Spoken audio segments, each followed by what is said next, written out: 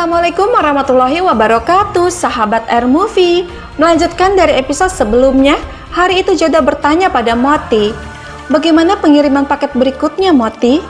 Dan Moti menjawab, semuanya sudah siap, Joda, dan kapal sebelumnya telah kembali dengan keuntungan yang lebih banyak. Mendengar ini Joda mengatakan, wah, itu bagus, teruslah bekerja keras, karena yang terbaru yang akan dikirim nanti akan sangat banyak. Dan itu juga akan menghasilkan banyak keuntungan.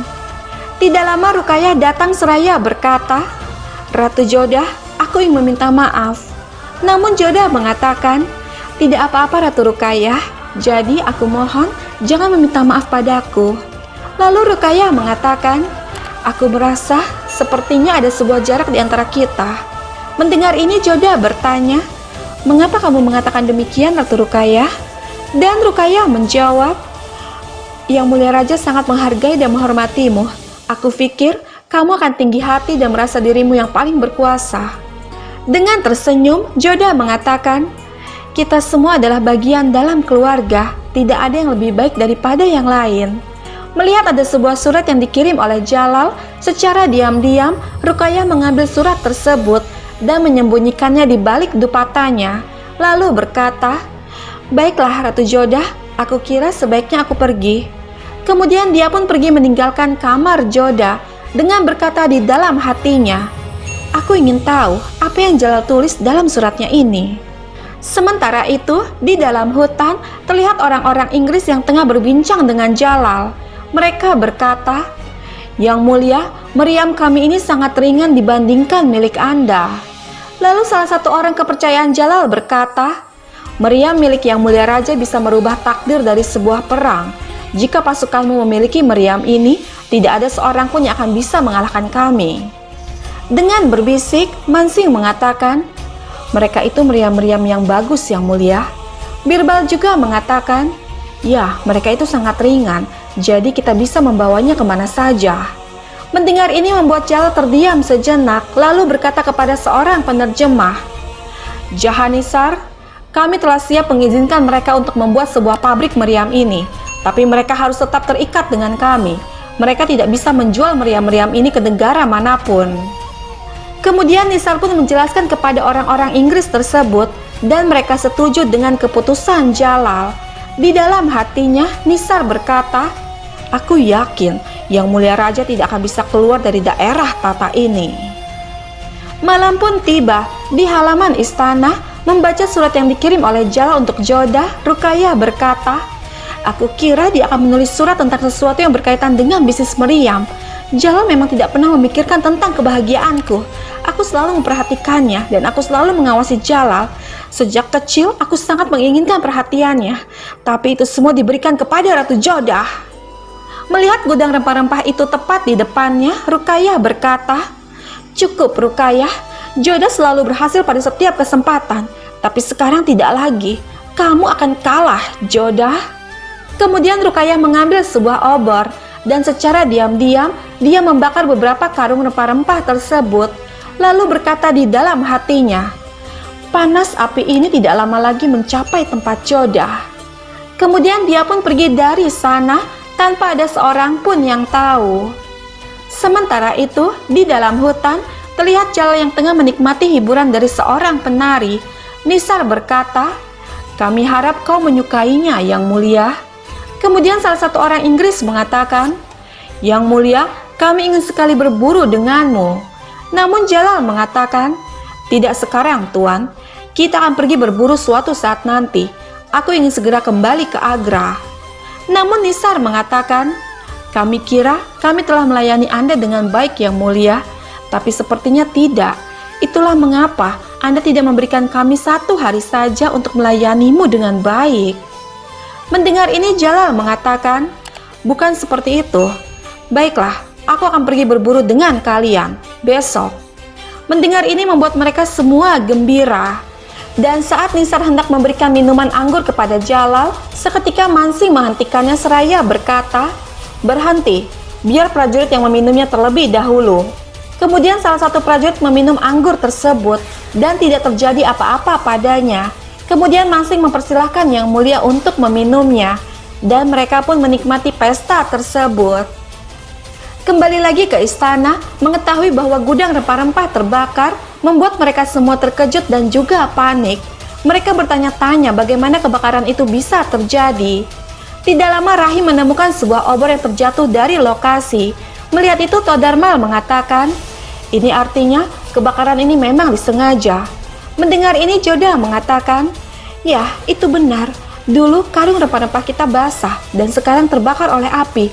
Aku rasa ini bukan kebetulan.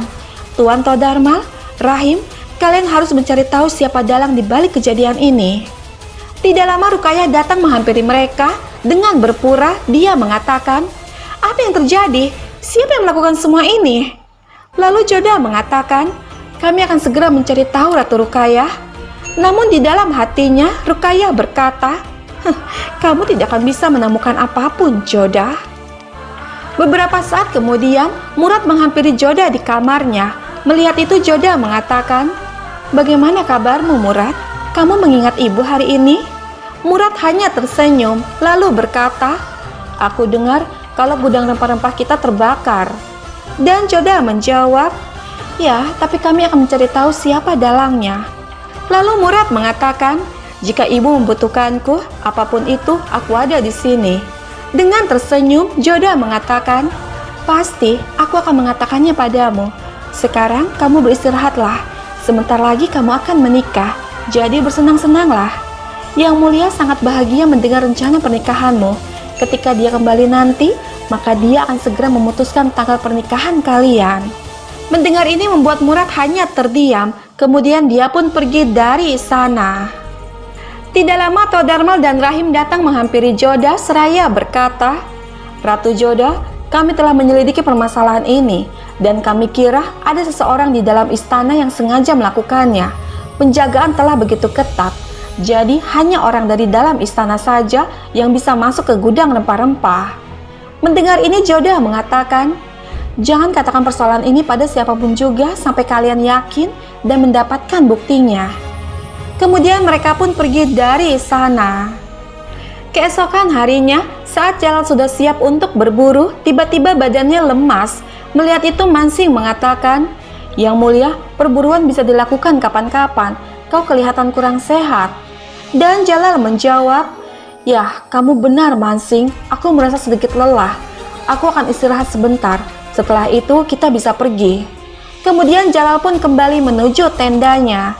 Dari kejauhan, Nisar berkata di dalam hatinya, "Ini bukan kelelahan Yang Mulia, tapi racun yang mulai menjalar di sekujur tubuhmu." Kembali lagi ke istana, Ratu Hamidah menghampiri Joda di kamarnya dengan mengatakan, "Joda, aku dengar kalau tanganmu terbakar.